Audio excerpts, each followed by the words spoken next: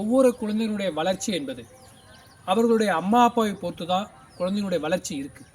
இது நான் நிறைய இடத்துங்களில் நிறையா கூடங்களில் என்னோடய அனுபவத்தில் நான் கற்றுக்கிட்ட பாடம்.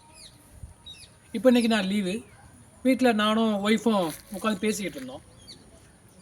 அப்போ பாப்பா ஸ்கூல் விட்டு அன்னைக்கு வந்தா. அப்போ என்ன பண்ண ஆர்வமாக அந்த ரோட்டில் அவங்க வயசு பிள்ளைங்களாம் ஒரு பெரிய குடத்தை எடுத்து தலையில் தண்ணி தூக்கிட்டு போகிறத பார்த்தோன்னே இவளுக்கு ஒரு ஆசை வந்துருச்சு. அந்த பெரிய குடத்தை எடுத்துக்கிட்டு வேகமாக பைப்பு போடுறான். உடனே அவங்க அம்மா சொல்கிறாங்க, இங்கே வாடி, உன்னால் முடியாது அப்படின்னு அதட்டி அப்படியே ஒரு மாதிரி பேசிட்டாங்க. உன்னால் முடியாதுடி அப்படின்னு சொன்னோடனே மகளுக்கு அப்படியே ஷாக்காயிடுச்சு.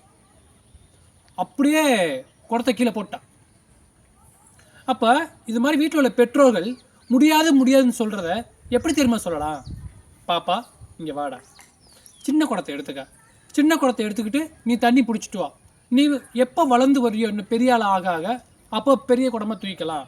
இப்போதைக்கு இந்த குடத்தை கொண்டு போயிட்டு குடத்தை தண்ணி தூக்கிட்டு வா, இது நல்லா இருக்கும் அப்படின்னு சொல்கிறது நல்லா இருக்கா?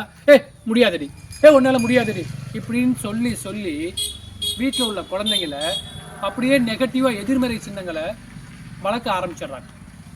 இப்போ உங்கள் குழந்தையும் வளர்ச்சி அடையணும்னு நினச்சிங்கன்னா, வேகமான வளர்ச்சி பாதையில் போகணும்னு நீங்கள் நினச்சிங்கன்னா, உங்கள் குழந்தைங்களை எப்போவுமே உற்சாகப்படுத்தி ஊக்கப்படுத்திக்கிட்டே இருங்க. உங்கள் குழந்தை ஆட்டோமேட்டிக்காக வளர்ந்துருவாங்க.